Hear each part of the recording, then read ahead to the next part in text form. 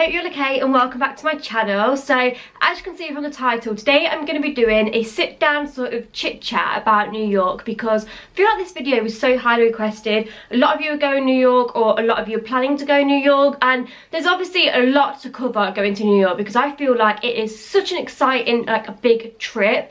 And you know, especially if you're going for like 4 to 5 days, you want to know from start to finish what to do, where to go, have like an itinerary planned, know roughly how much things are going to cost, or even if you haven't booked your trip, like where to start booking it and the best deals. This video is going to be a sort of a New York advice and guide video. So gonna jump straight in because there's a lot to get through. So if you want to see my New York travel guide video, then please continue watching. As I mentioned briefly in the intro, first things first is booking your trip. So you might not have already booked your trip to New York and wondering where can I get the best deals, because New York can be an expensive trip to book if you don't like scout around and get the best deals. So I personally booked on a website called Holiday Pirates. I'm going to link it in the description bar below. If you don't know about Holiday Pirates, then oh my god, you are missing like a trip. Holiday Pirates is one of them websites I literally scroll through every single day looking for deals. They have some amazing deals on there, like city breaks, like £100 to Amsterdam for hotel and flight. Honestly, they have some really unmissable bargains on there, so I definitely recommend checking them out. By the way, I'm not sponsored by them at all, so before anyone thinks I'm not, it's just a website that I always go on. So I actually found New York VI Holiday Pirates. I actually managed to get it for, I think it was, I believe, £460 per person. So that was with flights from London Gatwick, Norwegian Airlines to New York JFK, and the hotel was a 4-star hotel called the Night Hotel, Theatre District, New York, Times Square. And originally we just booked one 20 kg bag, just because, you know, obviously I'm the one that takes clothes. It just seemed that I needed another bag because it was a bit stressful and there were so many things I needed to take to New York, so I ended up booking another bag on, which I believe was an extra 50 quid. But yeah, personally I thought that was such an amazing deal. Less than £500 per person for a flight, hotel in New York. So the hotel was just on a hotel only basis. I didn't have like breakfast included or anything as well, just to mention that. The hotel itself was absolutely amazing. Honestly, considering, like I said, that I paid £460 per person for my flight and a 4-star hotel in the centre of Times Square. When I say it was in Times Square, it was just a case of walking out the hotel, 10 seconds down the road, and Times Square was there. I also had a few questions from you guys as well about the airline that I booked with. So I booked with Norwegian Airlines. Firstly, they're a really great budget, like long haul airline, so they do a lot of really cheap flights. So I think if you're looking for a cheap flight just to get you to your location, you cannot moan. It's just like Ryanair. Like my flight on the way out there, no problems, really smooth, you know, had a lot of space. Also had TVs on the back of the chair, so you could go through and watch like loads of films. There was loads of different films you could choose from. There was also like an at-seat food service, so you could just select like what food you wanted, paid by swiping your card, and then the air stewardesses would literally just come and serve you your food. So I thought that was really good because I've never experienced that on a flight before. My only grumble with Norwegian was the way back. On the way back, we got a flight at around about 11 o'clock in the morning, so we'd grabbed some, like a little snack at the airport. JFK Airport, by the way, is absolutely rubbish for food, so if you are going back and you've not already eaten, eat in New York. Honestly, that is one thing I would say to you guys. Eat in New York and then go to the airport. If I'd have known there was going to be like limited food supply at the airport, I would have totally had some food in Times Square before I went to the airport, because honestly, me and Aaron got there and we was absolutely starving. Oh, there's some sirens. We was absolutely starving and we was like, yes, let's just get some breakfast, let's sit down and get some breakfast before the flight. There was nothing. There was like one restaurant, not even a restaurant, it was like a little cafe, and they had about 3 choices on the breakfast, nothing that really took my fancy. All they were serving was breakfast, so that was just rubbish. And then the only other thing they had was just, you know, where you just get cabinets with sandwiches in, and they can warm them up and stuff, but it just wasn't great. There was nowhere to sit down and eat food. So yeah, that was my little grumble. Also then, when we got onto the aeroplane, we was like, we can order some food or whatever. Everything was sold out. Like, I don't know what had happened, but everything had sold out. You know, there was only like one selection of crisps that you could order, there was only like one chocolate thing you could order, and there was no wraps, no sandwiches, no toasters. So we was absolutely starving on our flight back because we couldn't order food. So yeah, I was really annoyed about that, but hey ho. So before my trip to New York, a lot of people have been asking me, did you book things in advance? Did you make an itinerary? I definitely think before you go to New York, you need to make some sort of plan, some sort of arrangements and some sort of itinerary. What I did, rather than plan like a day-to-day itinerary, was I simply just went to the notes section of my phone and made a list of everything that I wanted to tick off and say I've done in New York. I just felt like that was an easier thing to do for me rather than carry around an itinerary, because then it was like I knew the things I wanted to do and that I could tick them off, and sort of I would plan my days in the evening when I got back to the hotel after dinner and stuff, and be like, right, these are the things I still got left to do, and I'd quickly like just do a little search on the maps just to like see if they're all in the sort of same area, and that's how I went about my days, and it worked really well. So the things I wanted to do in New York was the top of the rock, so the top of the Rockefeller building. Absolutely amazing views. Definitely recommend that you guys do that. Everybody either does the top of the rock or the Empire State Building. Now, we didn't actually do the Empire State Building because everybody had said top of the rock's better, just because you get the view of the Empire State Building within that. So yeah, we just chose to do that, and it was really good. Prices for that, I think it was around about $50 for both of us, so it was about $25 each, I'm pretty sure. So yeah, it wasn't overly expensive. And the next thing I wanted to do was obviously Times Square, which was obviously very easy for us to do because it was, like I said, at the end of our like road that our hotel was on.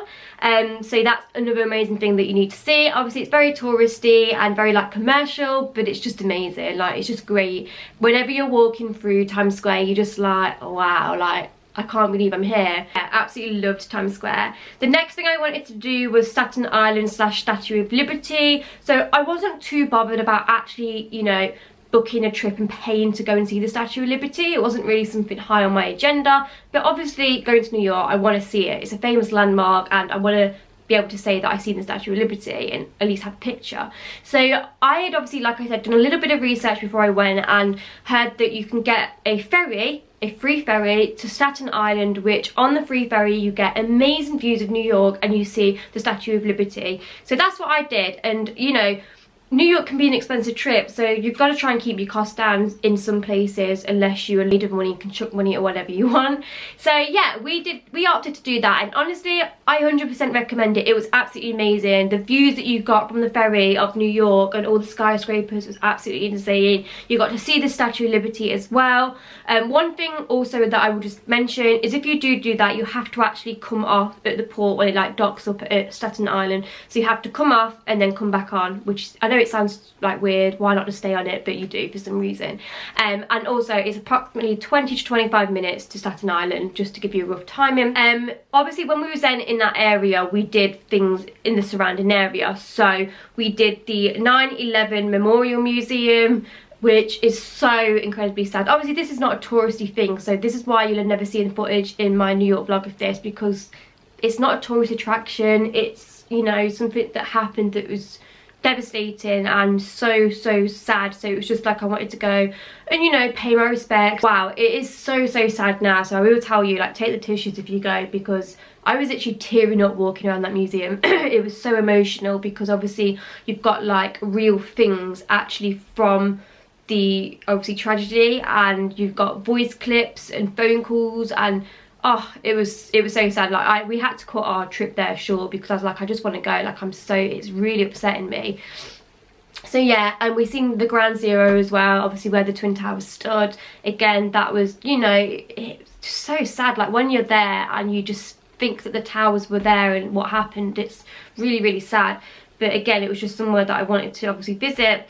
Yeah, and then around that area you've got Wall Street, which again is another famous street. We didn't actually walk to there because we didn't, but yeah, you've got Wall Street around there, so that's somewhere you could visit, like the financial district, which is all sort of located around there. Another thing on my agenda was Central Park. Obviously, you know, it's so famous for being in all the movies and films. See, it is a really famous park, and you know, I feel like I've seen it so many times in the films, and I really enjoy just walking through there. New York obviously is a place that is in so many films, so you feel like when you're walking around that you're just on a film set. And yeah, Central Park was really magical. I loved it. And there's also a really nice cafe, like lunch spot restaurant called the Boat House.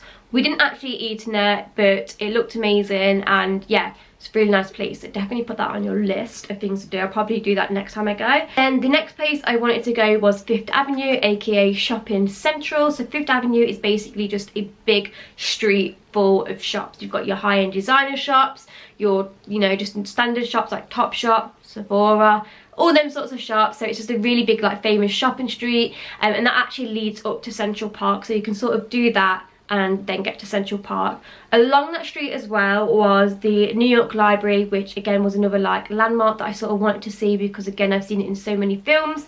There was also a church on that street as well, and I can't remember what it's called, but yeah, you'll see it when you walk down. That's amazing, like, just because it's located in between all the skyscrapers. Like, so yeah, the church is another good landmark just to see, because it looks so beautiful and pretty. The other place I wanted to go to was the Cupcake ATM. You've seen this on my Instagram probably.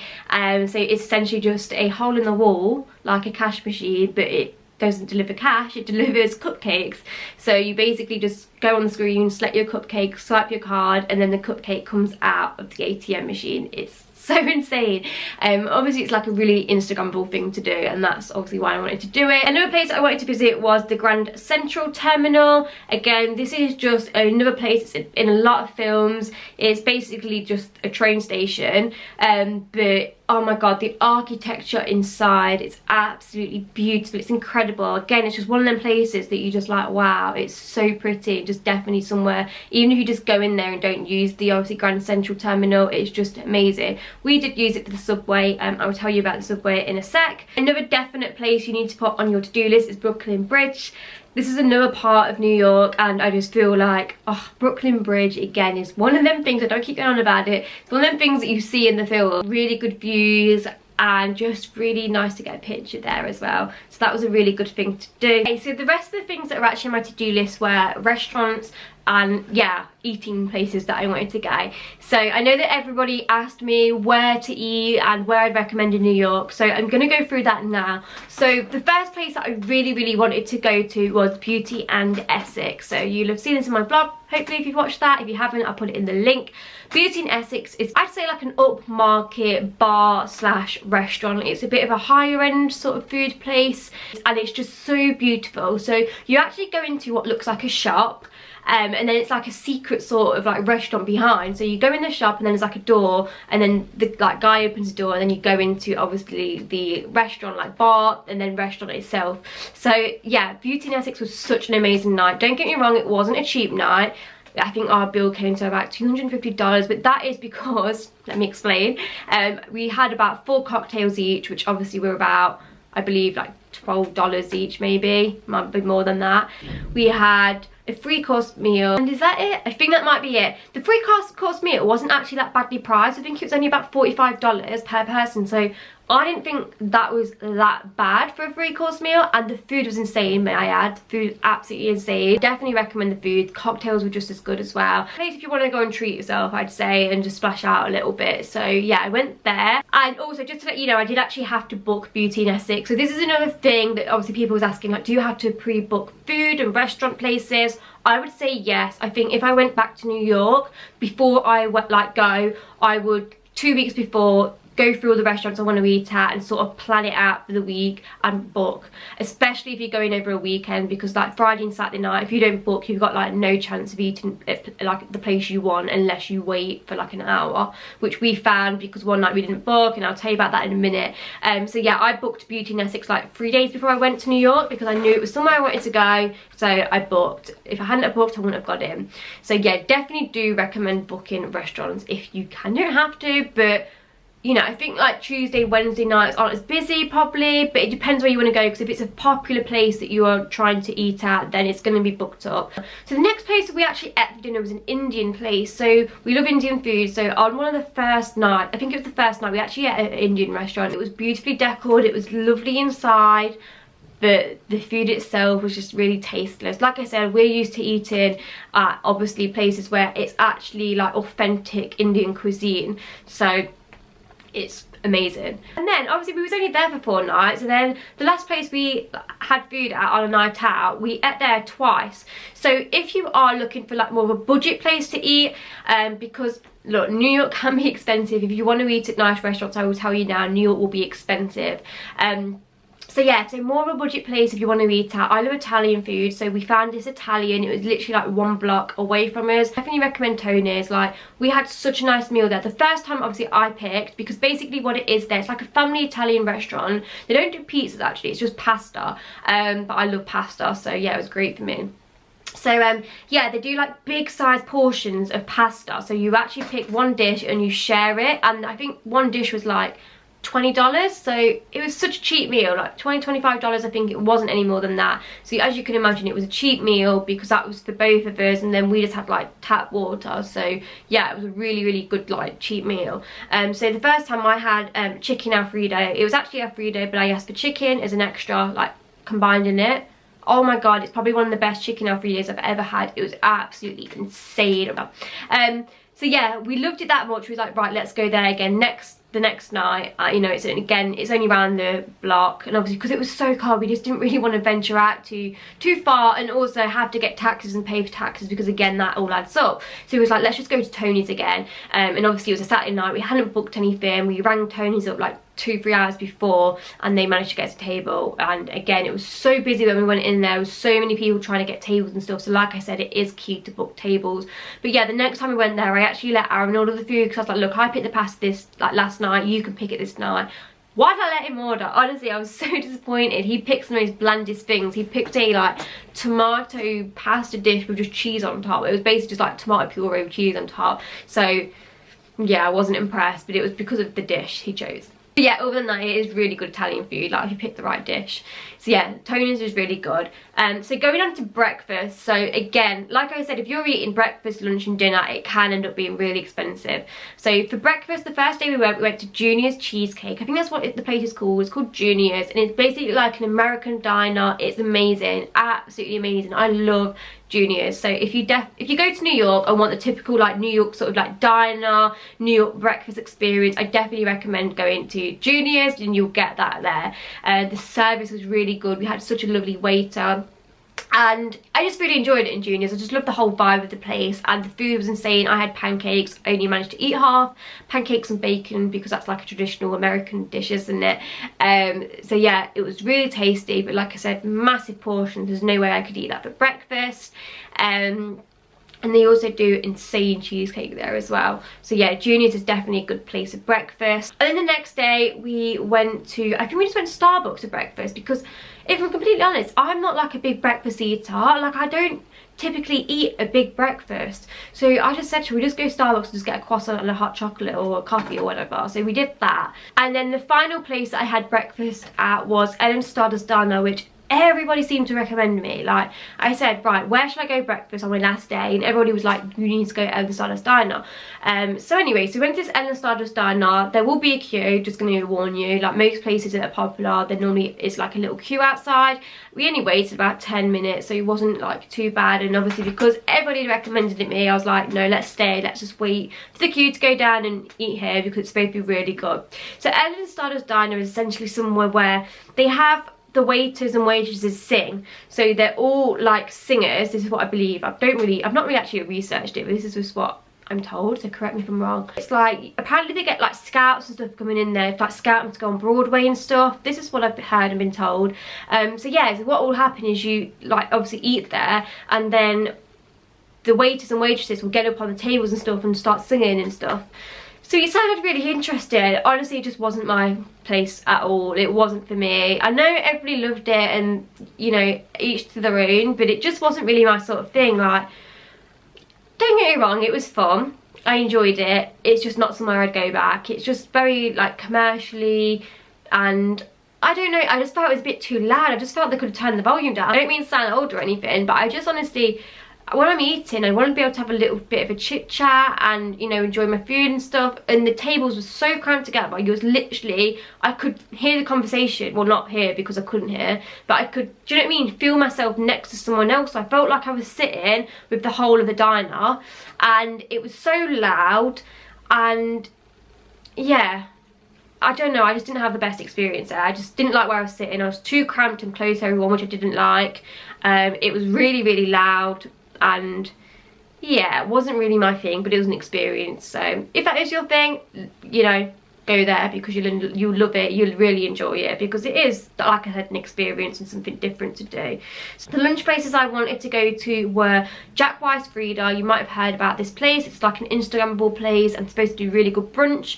This is in Soho, so we actually did go there. But again, there was a queue, and the woman was like, it's going to be like over an hour wait. I was starving. I was like, there's no way I'm waiting an hour.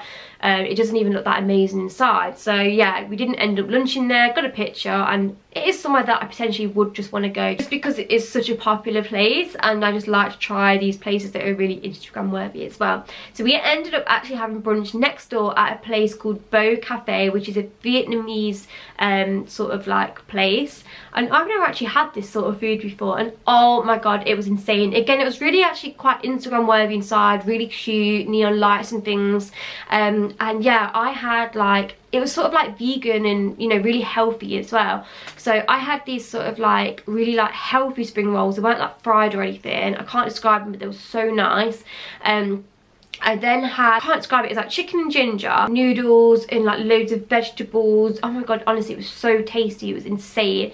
And we also had these chips. They weren't chips, they were like sweet potato and something else. I can't even tell you what they were, but they looked like bread, but they were not bread. They were supposed to be chips. They were amazing. So I definitely do recommend that place if you're into that sort of food, because that was an amazing brunch. I really enjoyed that. Another place that we had food was the Brookfield Place, which is actually a shopping area near the World Trade Center. So again, as I was mentioning about food prices, it is quite expensive. So if you know, go out for the day where you're around that area, definitely go to Brookfield Place, because in there, one, it's a really nice place to go visit, because Brookfield Place is like another shopping mall sort of thing, high-end shopping mall with like Gucci and all really nice shops in.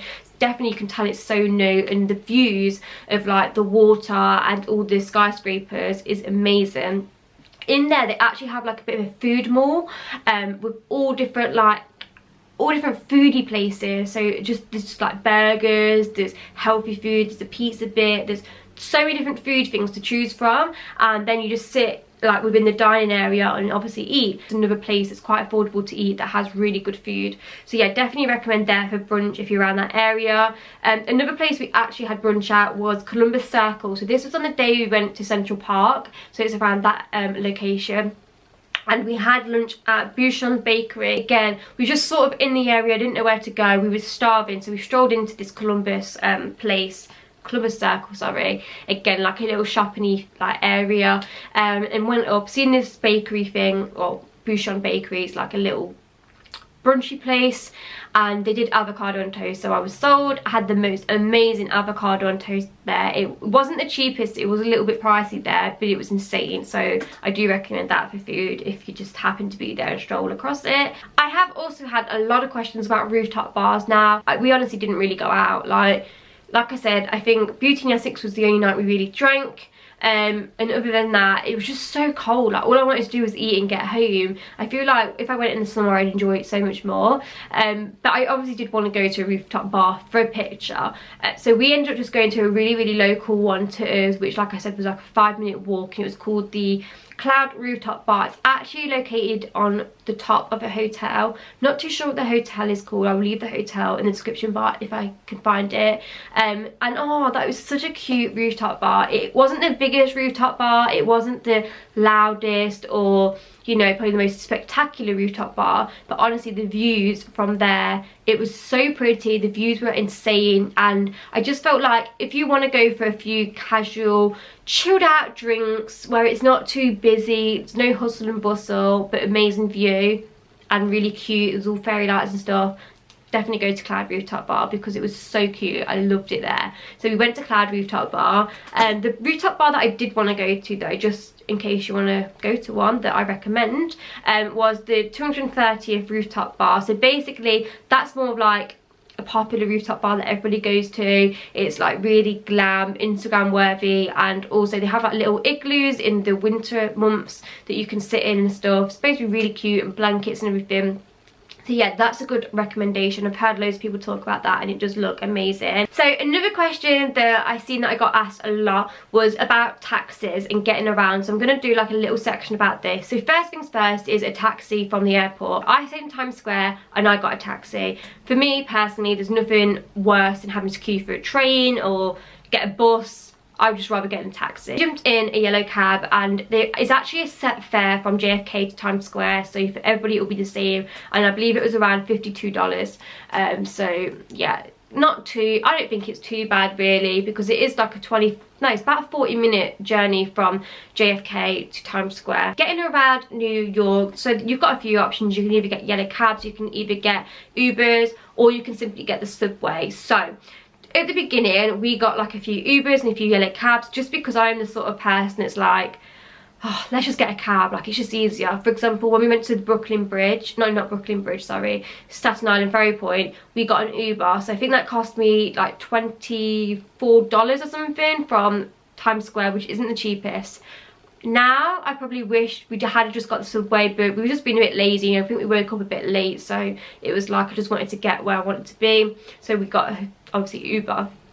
But I definitely recommend using the subway. It is so easy. Like at first I was a bit of a snob to it and I was like, I'm not getting a subway, I'll just get a taxi. But when I started realising how much the taxis and stuff were costing, and then when I used the subway and realised how actual easy and cheap it is, I was like, oh my god, why do we not ever use the subway? So with the subway, what you have to do is there'll be like a few machines, you'll see them, and you have to put your card in, like your debit card or whatever, and you have to actually buy a card. Now, have I got it with me? I'm not too sure if I have, but it's basically like a subway card, a metro card, I think that's what it's called, and you then select how much money you want to put on your metro card. So this is the best way to buy it. You can just buy like $3 singles, but we was like, let's just get a metro card so then we can use it as and when we need to. So yeah, you get a metro card, you can just put the amount of money you want to put on. I think it's $3 each way, like, so every time you sort of scan it when you're going through the turnstile bit, it will take $3 off your balance, and then it will come up with your balance as well. So yeah, we just put like $20 or whatever on each metro card and just use it like that. Another thing is dress code. So if you go in January like I did, make sure you take loads of warm clothes. It was so cold, like it was freezing, it was bitterly cold. So I'm talking like, I don't know, like thermals, then your trousers, and then like 2 pairs of socks, then your boots, and then like a t-shirt, a jumper, maybe 2 t-shirts, and then like a big coat, hat, scarves, gloves, everything like that. It is cold in January, so I knew it was going to be cold, but it was freezing.